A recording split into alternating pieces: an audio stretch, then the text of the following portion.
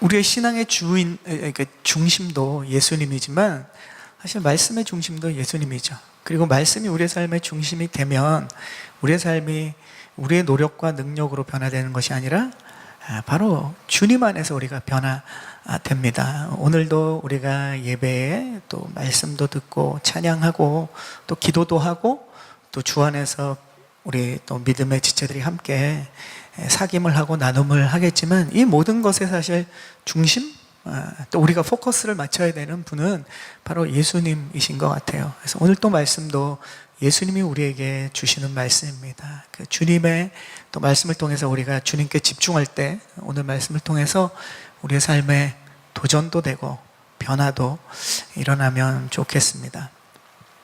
우리가 지난주에 그 어린아이와 같이 되지 않으면 하늘나라에서 큰 자가 될 수 없다라는 말씀에 이어서 지금 바로 오늘 우리가 읽은 이 말씀이 시작됩니다.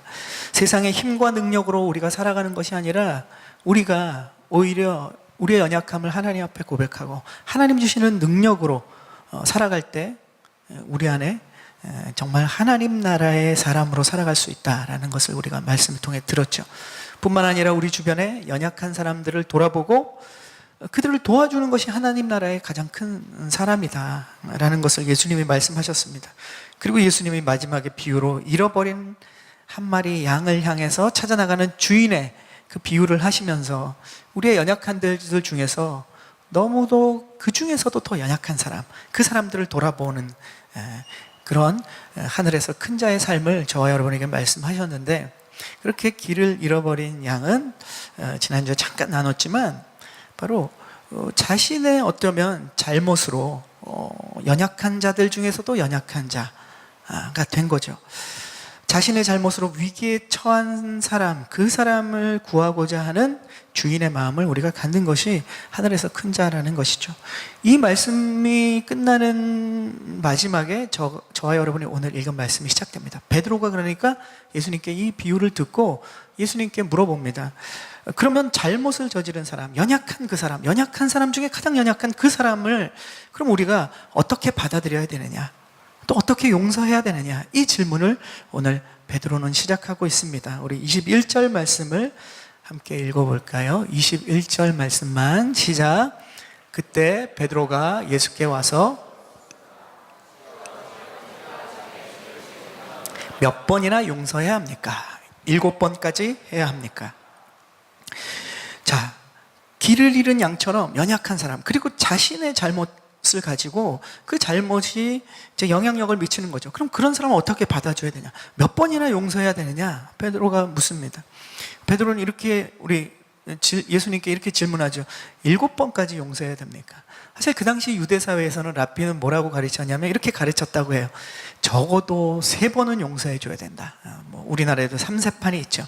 어떤 사람이 잘못을 저지르고 그 영향력이 나에게 미쳤을 때, 내가 피해를 입었을 때 적어도 3번은 용서해야 된다. 근데 베드로는 그 유대 사회의 문화를 잘 알고 있던 사람인데 7번까지 용서해야 됩니까? 이렇게 얘기합니다. 베드로의 정확한 심정은 우리가 알 수 없지만 그가 예수님과 함께 다니면서 예수님의 그 사랑과 용서가 랍비들이 가르치던 것과는 격이 다른 거죠.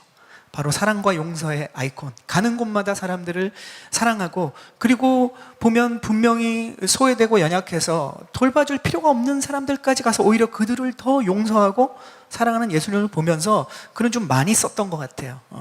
랍비들은 율법적으로는 적용을 하자면 3번 정도는 용서해 줘야 되는데 예수님이시니까, 더 특별한 분이니까, 용서의 가장 최고봉이시니까 7번은 용서해 줘야 됩니까? 큰맘 먹고 물어봤습니다.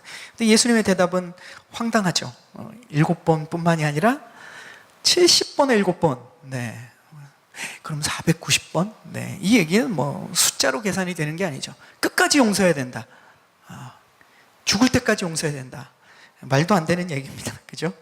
우리가 살면서 한두 번 용서하기도 힘든데 끝까지, 죽을 때까지 반복해서 용서하라. 이건 저와 여러분이 실제로 우리의 힘과 능력으로 되느냐? 불가능합니다. 용서하십시오. 주님이 이렇게 말씀하셨으니까. 이거 가지고는 우리의 삶에 적용이 안 됩니다. 그런데 예수님께서 곧바로 오늘 우리가 읽은 말씀처럼 비유를 드세요. 우리가 너무 잘 아는 비유죠. 1만 달란트 빚진 자의 종의 비유를 예수님이 드십니다. 이 종은 보니까 왕과 관련되어 있어요. 왕을 주인으로 섬깁니다. 그러니까 굉장히 큰 신하인 것 같아요. 그리고 보면 1만 달란트를 운영할 수 있는, 그리고 그 빚을 질 정도의 아주 스케일이 큰 사람으로 봐서 굉장히 큰 고위 관리직이었죠.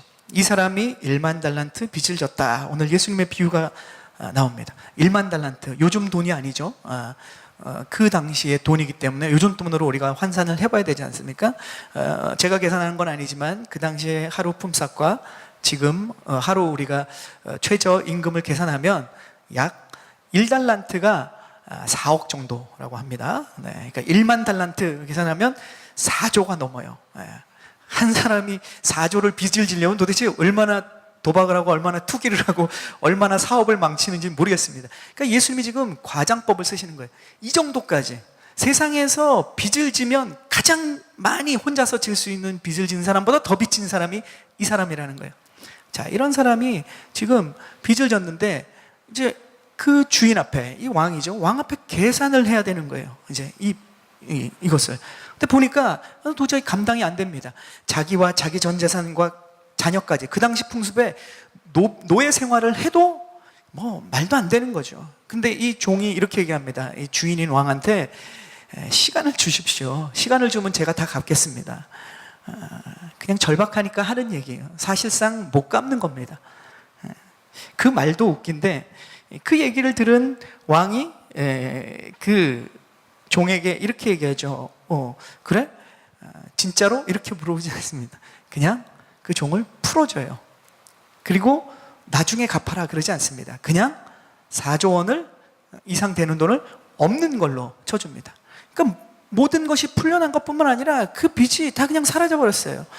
현실 불가능한 일이죠. 말도 안 되는 얘기입니다. 그런 상황이 예수님의 비유 안에서 지금 일어나고 있는 거죠. 근데 그 뒤에 거기서 그런 빚을 탕감받은 사람의 이야기는 거기서 끝나는 게 아니라, 이 사람이 이제 풀려나자마자 가다가 누구를 찾아내느냐? 자기한테 100데나리온 빌린 사람을 찾아냅니다. 이 100데나리온은 지금 돈으로 따지면 몇백만 원 정도예요. 우리가 보통 때 보면 큰 돈일지 모르지만 4조 원을 탕감받은 사람이 100데나리온, 몇백만 원은 사실 큰 돈이 아니죠. 근데 찾아가서 오늘 말씀에 보면 뭘 하냐면 멱살을 잡습니다. 그리고 돈 내놔라는 거죠. 이렇게 큰 축복을 받았는데 바로 그가 하는 얘기는 지금 자기에게 빚진 사람한테 돈 내놔라는 거예요. 근데 이 돈도 사실은 자기 돈이었겠습니까? 4조 원의 일부였겠죠. 4조 원 이상 되는 돈에. 그리고 지금 빚을 다 탕감을 주인에게, 왕에게 받았기 때문에 이 돈은 사실상 필요한 돈은 아닙니다. 자신이 이렇게 된 상황에 대한 탓을 돌리거나 원인 제공자로 이 사람을 붙잡았거나, 아니면 지금 나에게 그러나 지금 받을 돈이 있기 때문에 자신의 탐욕으로 지금 이러는지 몰라요. 비유기 때문에 정확한 그의 속사정을 모르지만 이런 것이 다 가능합니다. 이 사람이 지금 악한 일을 행하고 있는 거예요. 주변 사람들이 보다 못해서 왕에게 이야기합니다. 이 사람이 지금 이 짓을 하고 있습니다. 그래서 왕이 그 은혜를 알지 못하기 때문에 다시 감옥에 가두는 이 비유가 오늘 예수님의 비유죠. 이 비유는 먼저 앞부분에는 저와 여러분이 하나님께 얼마나 큰 은혜를 받았는지, 큰 용서를 받았는지를 우리에게 말씀하고 있습니다. 시작할 때 예수님이 비유할 때 하늘나라는 이렇게 얘기해요. 이것은 세상 모든 사람한테 하는 얘기가 아닙니다. 사실 모든 사람에게 그것이 주어졌지만 그것을 깨닫고 얻게 된 사람은 선택된 사람이에요. 그 사람들은 하늘나라에 하나님 자녀들에게만입니다. 모두에게 주어졌지만 그것을 깨닫고 누리고 얻게 되는 자격이 주어진 사람은 하나님의 자녀들이에요. 그러니까 이 말씀은 세상 사람들이 왜 이러고 있느냐, 왜 안 그러냐, 이것은 적용이 잘못된 거예요. 그리스도인인 저와 여러분이 그렇게 살아가고 있느냐, 이것을 누리느냐, 이것에 초점을 맞춰야죠. 예수님의 비유는 바로 거기서부터 시작이 되는 겁니다. 그러니까 저와 여러분이 얼마나 용서를 받았는지를 오늘 비유는 보여줍니다. 1만 달란트만큼의 용서를 우리가 받았다는 거예요. 7번에 70번 그 무한한 용서를 저와 여러분이 받았다는 것을 오늘 비유는 보여줍니다. 그리고 이 비유는 여기서 끝나지 않죠. 또 한 가지가 있습니다. 그럼 용서받은 저와 여러분이 우리 주변의 사람들을 얼마나 용서하고 살아가고 있는가? 이 질문을 오늘 비유는 던져주고 있습니다. 100데나리온만큼도 용서하지 못하는 저와 여러분을 향한 예수님의 비유인 것이죠. 엄청난 용서를 받았지만 우리가 작은 것을 용서하지 못할 때 결국 자신이 받은 이 엄청난 용서를 누리지 못하고 다시 우리의 마음이 감옥에 갇히는 것을 오늘 말씀은, 비유는 보여주고 있는 것입니다. 사실 이 말씀을 들으면서, 제목부터 들으면서, 본문부터 보면서 우리는 이 모든 것을 알고 있는데 우리가 용서라는 말을 들으면 어떻습니까? 벌써 부담이 되죠. 힘들어져요. 저와 여러분이 남을 용서하지 못하는 이유는 뭡니까? 그 사람으로부터 받은 상처가 있어요. 고통이 있어요. 치유가 안 됐죠. 그리고 분노가 있어요, 우리 안에. 그 사람에 대한. 그러니까 용서라는 말을 듣는 것 자체가 우리가 벌써 힘들어지는 거예요. 하나님이 우리에게 주신 분명한 메시지고 우리에게 주시는 주님의 분명한 음성이고 성경 안에 많은 부분 거듭거듭 얘기하지만 그때부터 귀를 닫아버린다는 거죠. 어쩌면 지금 이 말씀을, 본문을 읽을 때부터, 제목을 들을 때부터, 아니면 지금 이 설교를 들으면서부터 귀를 닫아버린 분들이 계실 겁니다. 내가 그것과 직면하고 싶지 않기 때문에 그래요. 과연 그럼 그것이 우리의 축복인가? 오늘 말씀은 그것이 우리를 더 감옥에서 영원히 살게 하는 고통이라는 거예요. 우리가 이것에서 풀려나기 위해서는 오늘 주님이 하시는 말씀을 내 안에 받아들여야 된다는 겁니다. 그렇게 본다면 용서는, 우리에게 용서한다는 것은 책임이나 의무가 아닌 거예요. 우리에게 필요한 정말로 축복이 아닐까요? 오늘 말씀은 그것을 이야기합니다. 용서가 우리에게 왜 축복이 되는가? 지금부터 그 이야기를 하려고 하는데요. 우리가 용서에 대해서 성경들을 쭉 살펴보면, 여러분이 용서에 대한 구절들을 또 보시면서, 또 말씀을 읽으면서, 설교들을 들으면서 보시면, 용서를 빌어라 라는 말과 용서해라 라는 말, 이게 같이 나오지 않습니다, 성경 안에. 용서를 비는 것과 용서를 하는 것이 같이 나오지 않아요. 성경 안에 오히려 보면 용서하라는 말은 되게 많이 나와요. 근데 용서를 빌어라 라는 말이 성경에 안 나와요. 왜 용서를 빌라라는 말과 용서를 하라라는 말이 같이 나오지도 않고, 왜 그 얘기는 용서를 빌어라라는 말은 거의 나오지는 않을까요? 저도 다시 한번 성경들을 쭉 찾아봤습니다. 물론 다른 느낌으로 그런 용서를 빌어라라는 얘기가, 구절들을 찾아봤는데 어렵더라고요. 나오지 않아요. 우리가 그렇다고 용서를 비는 게 그러면 용서를 빌지 말아야 되느냐? 성경은 그 얘기를 하고 있느냐? 아니에요. 우리는 잘못하면 용서를 빌어야 됩니다. 그래서 성경에는 왜 그 말을 잘 찾아볼 수 없는가? 용서를 빌라라는 말 대신에 다른 단어로 성경은 이야기하고 있어요. 그 말이 뭐냐? 회개라는 단어를 씁니다. 용서를 비는 것은 회개라는 단어 안에 다 포함되어 있어요. 우리가 하나님께 잘못을 했어요. 죄를 지었어요. 그럼 어떻게 합니까? 우리가 하나님께 회개를 하죠. 그럼 하나님은 용서해 주세요. 끝났어요. 그런데 우리가 어떤 사람에게 잘못을 했어요. 그럼 하나님께 용서를 빌고 나면 끝납니까? 속지 마십시오. 끝이 안 난 거예요. 내가 누군가에게 잘못을 했으면 하나님께 회개를 하지만, 이 회개 안에는 뭐냐? 하나님께 용서를 구하고 플러스 그 사람에게 용서를 구해야 됩니다. 그래야 회개가 온전해지는 거예요. 우리는 회개를 굉장히 쉽게 생각합니다. 하나님 앞에 내 잘못을, 누군가에게 잘못을 했는데 하나님 앞에 회개하면 다 끝난 걸로 생각해요. 그래서 회개가 값이 싸지는 거예요. 회개의 진짜 그 깊은 의미와 축복을 우리가 누리지 못하는 이유가 거기에 있습니다. 내가 누군가를 때렸으면 치료해 줘야 됩니다. 남의 돈을 떼먹었으면 갚아야죠. 남에게 고함 질렀으면 그 사람에게 미안하다고 해야 됩니다. 세상도 그래야 되지만 그리스도인은 더더욱 해야 돼요. 그게 회개입니다. 그렇게 회개하는 것이 진짜 회개의 마음을 가진 사람이 하는 회개인 거죠. 그렇게 회개하지 않는다면 우리는 하나님께 주신 이 회개라는 값진 본물을 정말로 값싸게 만들어 버리는 거예요. 때로는 우리가 자판기처럼 한마디의 회개 기도를 라는 동전을 딱 넣고, 주님, 내가 그 부분 아무리 생각해도 그 사람한테 잘못한 것 같아요. 주님, 죄송합니다. 회개합니다. 끝! 이건 회개가 아닌 거예요. 마음의 회개가 시작밖에 안 된 겁니다. 주님이 우리에게 깨닫게 하신 거예요. 그러면 그 회개의 반응들이 우리 안에서 일어나야 된다는 거죠. 우린 너무 쉽게 회개를 받아내려고 합니다. 회개하지 말라는 것이 아니라 그 회개의 완성까지 나가야 우리에게 진짜 회개의 축복들을 누릴 수 있다는 겁니다. 만약에 내가 자녀에게, 남편에게, 아내에게 화를 냈어요. 그리고 이거 내 마음에 찔려. 하나님 앞에 골방에 가서 주님, 내가 오늘 우리 가족에게 화를 낸 것을 주님 용서해 주십시오. 회개합니다. 주님께만 용서를 빌었다. 그리고 그렇게 끝나버리면 어떻게 됩니까? 회개가 완성이 됐나요? 회개는 화목에까지 이르러야 되거든요. 하나님과 나는 화목해진 것처럼 보여요. 그러나 그 사람과 나는 화목해지지 않았어요. 당사자들에게 용서를 빌지 않아서 상처받은 내 가족은 해결이 안 된 거예요. 이것은 회개의 완성에 이르지 않습니다. 하나님을 사랑하는데 이웃을 사랑하지 않고, 이웃을 사랑하는데 하나님을 사랑하지 않으면 사랑이 완성이 안 된 것처럼 회개도 동일한 원리입니다. 그렇게 우리가 회개하기 시작하면 다시 그 잘못을 굉장히 쉽게 반복해요. 왜냐하면 코인만 있으면 되니까. 회개기도 한 번이면 끝나니까. 그렇게 끝나버리면 어떻게 됩니까? 회개는 돌이키는 것인데 우리가 진짜 돌이키지 못하는 거예요. 그래서 진정한 회개는 하나님께 용서를 구하고 나로 인해 고통받는 그 피해자에게 용서를 구하는 것이 나가야 회개입니다. 여러분, 이 얘기를 들으면서 누군가를 생각하면서 그 사람이 나에게 용서를 구하지 않았구나, 이 생각을 하면 오늘 시작은 시작부터 틀린 거예요. 여러분이 지금 하나님께 회개는 했는데 그 사람에게 회개하지 못한 부분이 생각난다면 그 사람을 향한 하나님이 여러분에게 주시는 메시지라는 거죠.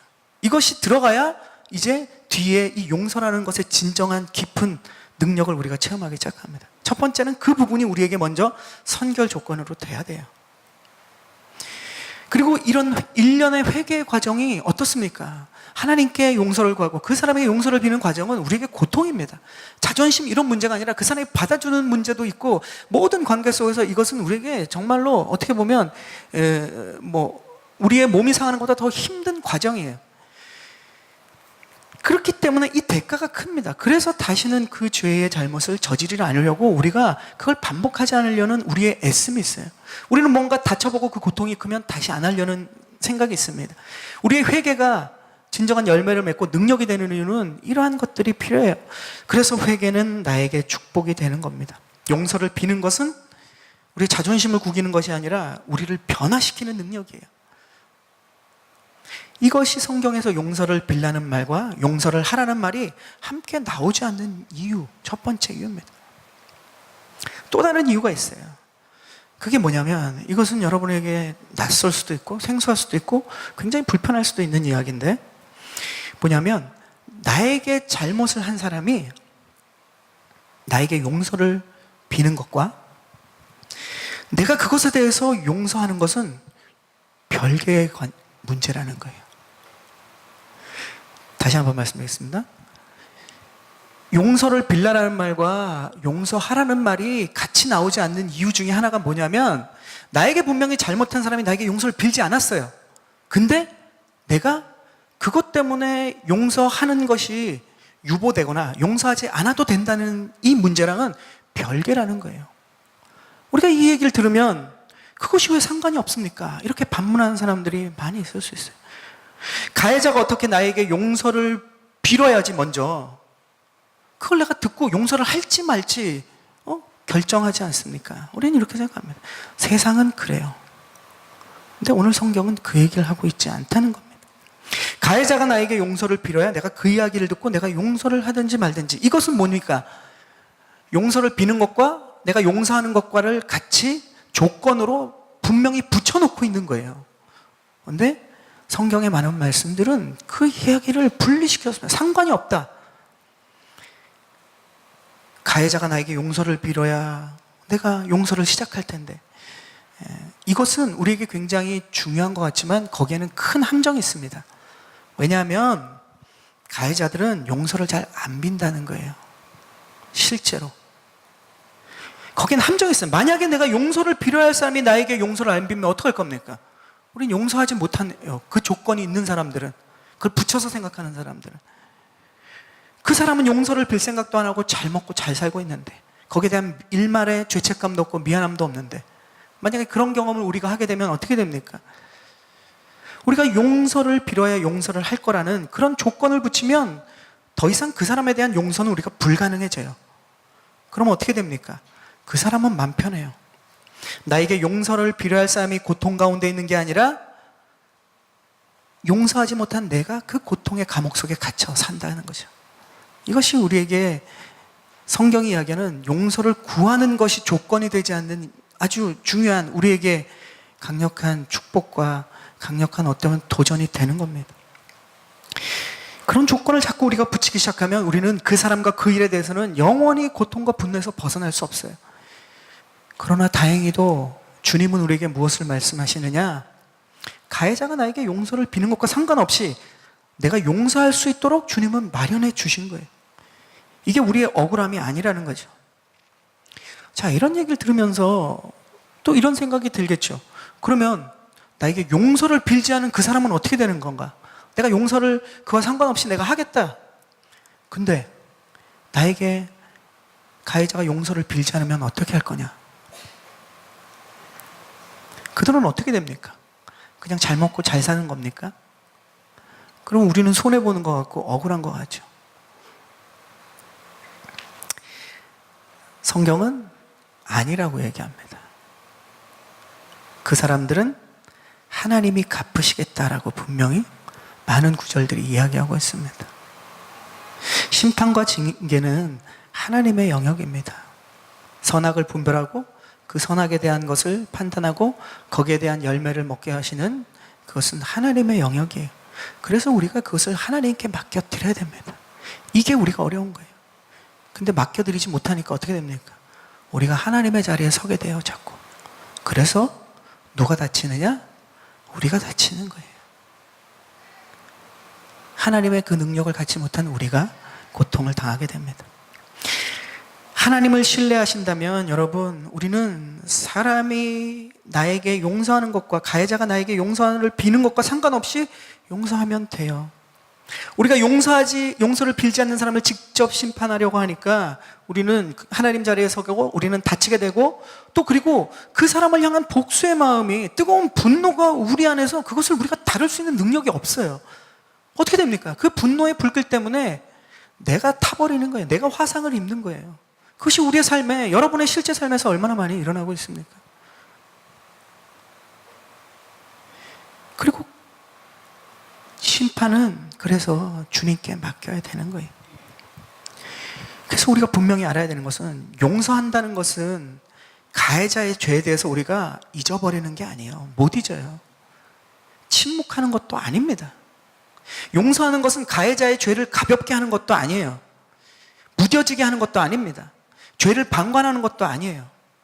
용서하는 것이 가해자의 죄를 반복할 수 있도록 허락해주고 유도하는 것, 그것도 역시 아닙니다. 피해자의 권리를 포기하는 소극적인 것도 아니에요. 성경은 이 용서는 능력이라는 거예요.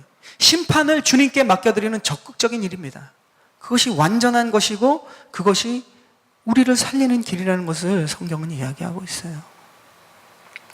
로마서 12장 19절 말씀으로 여러분을 축복합니다. 가장 구체적인 말씀이죠. 이렇게 말씀하고 있습니다. 내 사랑하는 자들아, 너희가 친히 원수를 갚지 말고 하나님의 진노하심에 맡겨라. 하나님의 심판에 맡기라고 말씀하십니다. 기록되었으되 원수 갚는 것이 내게 있으니 내가 갚으리라. 주께서 말씀하시느니라. 구약을 인용해서 로마서의 신약에 다시 한번 이야기합니다. 우리가 하는 용서는 실제로 그래서 우리를 위한 축복이 되는 거예요. 이것은 적극적인 능력입니다.